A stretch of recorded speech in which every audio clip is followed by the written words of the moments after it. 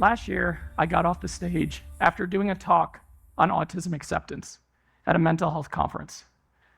I'm mentally exhausted, and I'm already questioning whether or not everyone thought that I sucked. Out of my peripheral vision, I can see a woman making hard, direct eye contact with me, and I can tell that she wants to speak to me about my presentation, but she seems hesitant to approach. Maybe it was that really dumb joke that I made about being unapproachable. Or maybe she can just sense how much I can't stand small talk. But either way, I know I need to ask for her feedback. I approached her, and with tears in her eyes, she let me know that my talk was the first time in her 70 years of life where she felt seen, heard, understood, and affirmed. She then asked me, "Do you think, given my age, that it's worth my time to pursue an autism diagnosis?" Can you imagine going 70 years of your life feeling so isolated and alone? Waking up every single day wondering what the hell is wrong with me and why has life felt so hard this whole time? My heart absolutely broke for her and for every other autistic person who has gone through their life undiagnosed, undiscovered, and without answers, relentlessly seeking and searching for meaning, belonging, and understanding.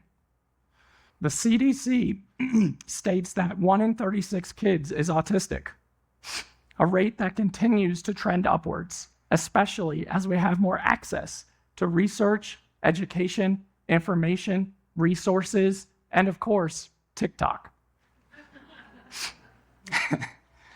Autism is a neurotype, aka brain type. It is not a disease or disorder that needs to be fixed or cured. But yet we still know so little about the autistic experience, aside from a few really bad infomercials and outdated research studies, most of which focuses on childhood experiences of young white boys. Guess what? Autistic kids grow up to be autistic adults. Surprise! I myself went 35 years before my autism discovery. Before then, my life was chaotic. It was confusing. It was lonely. And it was really fucking painful. Every day started with questioning my sense of belonging. Every day was filled with existential dread. There was never a time where I did not feel like I was on the outside looking in, never truly belonging to this world, even when surrounded by people who loved me. It was like everyone knew the rules to the game they were playing but me. Every day started with figuring out different ways to mask myself from society, to protect against bullying, or from having my weird, awkward ways pointed out and exposed. Masking always leads me to autistic burnout, but they coexist together to keep us hidden, to keep us safe, while further separating us from our true sense of self. A lot of autistic people say that they feel like an alien, like they never got a manual on how to do life, or like they never really arrived.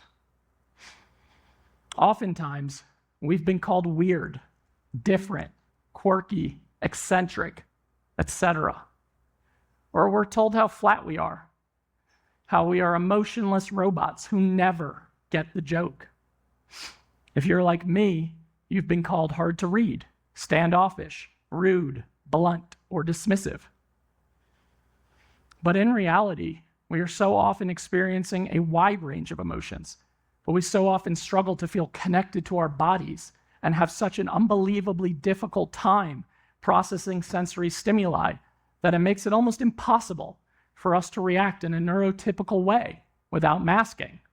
Like, what do you mean I'm supposed to smile when I open presents? And all we really want is connection and understanding. Since my autism discovery, it's like things have finally started to make sense. Like I got to read and write the instruction manual for myself. The lens through which I now view the world has become crystal clear and has not only allowed me to accept myself for who I am, but to build in accommodations that make my life 1% easier day by day. I finally understood why on the first date with my wife, when she very clearly wanted a kiss goodnight, I misread the situation, gave her an awkward side hug, and ran away.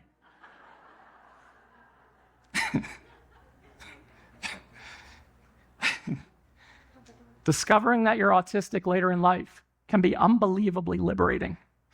It can help you break free from the only mold you've ever known, and it can be uniquely validating.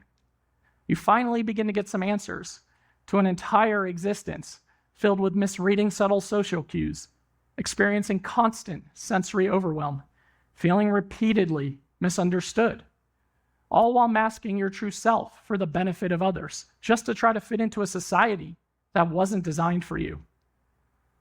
You finally realize that you are not broken. However, a late-in-life autism discovery can also lead to intense emotional reaction and fallout. All of the effort and energy that you've used to mask your autistic traits can create intense periods of autistic burnout. Oftentimes, an autism diagnosis can feel a lot like it gets worse before it gets better. And this is compounded by the fact that there is so much misinformation and misunderstanding about the autistic experience. No, not everyone is a little bit autistic. And no, we are not seeing more autistic people because it's popular or because people are looking for a handout. We're seeing more autistic people because we have more access to information and education. We have always been here. We live in an ableist society, so we inherently experience our own internalized ableism that becomes deeply rooted and ingrained in us as we venture into adulthood. Things like, and has us messed up, sorry, we live in an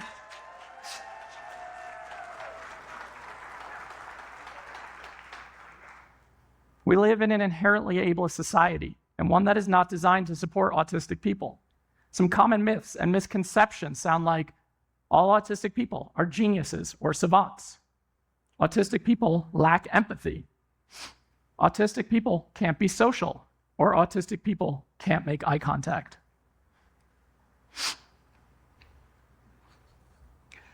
No, not every autistic person is the same. The autistic journey is not a binary one. We all have our own unique strengths and individual support needs. But we do live in an ableist society, so we inherently experience our own internalized ableism, which becomes deeply rooted and ingrained in us as we venture into adulthood, which creates a shamefulness about who we are and why we experience the world this way.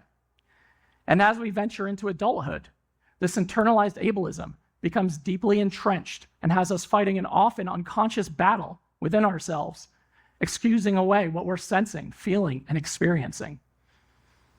A lifetime of masking that completely separates you from your sense of self, right up until it becomes too much to bear.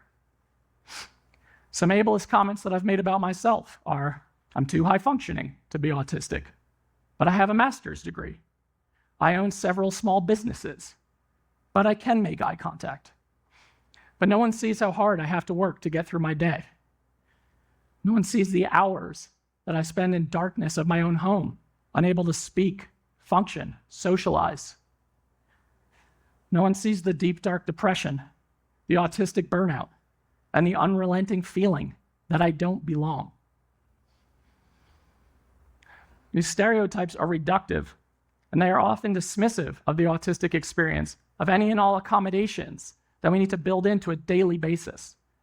Things we learn as undiagnosed children that we carry into adulthood, camouflaging, masking, and pushing ourselves to the brink of destruction from nonstop autistic burnout.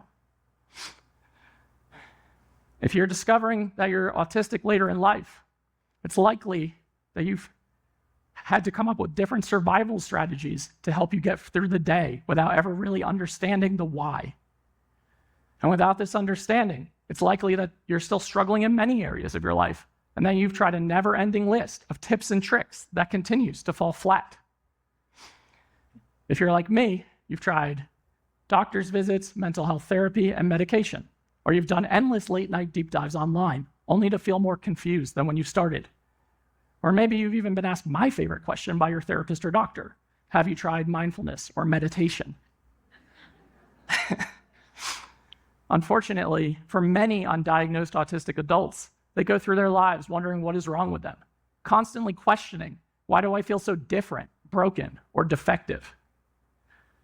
One study showed that 41% of people who died by suicide in England were autistic or had autistic traits. Let's let that sink in for a minute. But what if society were more neuro-inclusive and able to support autistic people? If we didn't have to fight so hard to feel understood, to get our needs met, or to protect ourselves from bullying, harassment, and discrimination, would we actually feel like we were made for this world? I spent so much of my life feeling broken, defective, disconnected, depressed, lonely, and suicidal. I spent so much of my life masking my pain through a hellacious gambling addiction. Dr. Megan Neff said one day on our podcast that the soul yearns for connection, but the body yearns for isolation. Truer words about my autistic experience have never been spoken. I don't want autistic people to have to go through their lives masking who they truly are and without answers, because the reality is that they don't have to. Whether you pursue an official diagnosis or self-diagnose, your autistic journey is valid. It's your own. And once you realize that you're autistic, you can start building in accommodations to help you with your sensory system and preventing autistic burnout. Knowledge is power, and the more that you know about yourself, the more you can support you and your environment. Since my autism discovery, I've learned so much about how to build in accommodations and supports into my daily living. I've learned so much about my autistic existence, and finally realized what I need to feel affirmed and successful. Things like setting boundaries with sensory preferences, societal expectations and experiences, and my own capacity are all extremely vital to me. I finally realized to accept my limitations, to support my executive functioning, and to unpack my own internalized ableism. I really do not want to go another day having a conversation with someone in their 70s who has felt like they have to go through their lives feeling unseen, unheard, misunderstood, and disregarded. I really don't want to have another conversation with someone who feels like they don't get to play the game that the rest of the world gets to enjoy. If you felt like I had for so long of my life, different, broken, defective, lost, it's absolutely okay to ask for help. It's scary to get started, and you deserve to feel like you belong. The end.